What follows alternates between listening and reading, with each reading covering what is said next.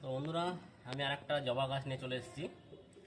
এটা যেই পিঙ্ক কালারের বড় বড় জবাগুলো হয়, সেটা গতবার এনে আমি লাগিয়েছিলাম। তো দেখুন, এখানে এই মুহূর্তে 7-8টা ব্রাঞ্চ আছে। তো এবার আমি এগুলোকে করব কি, প্রুনিং করে দেবো। প্রুনিং করলে কি হবে, গাছটা ঝাঁকড়া হবে, আরও বেশি ফুল পাবো। তো চলুন প্রুনিং করছি সেটা দেখুন।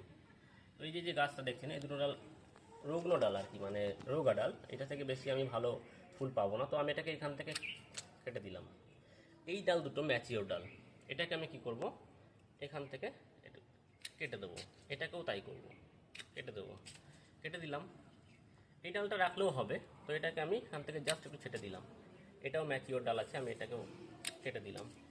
এইভাবে মোটামুটি আমি কেটে দিলাম সমস্ত কিছু। তো দেখুন, বেশ একটা শেপ চলে এলো। এবার এটাকে আমি মাটি থেকে তুলব।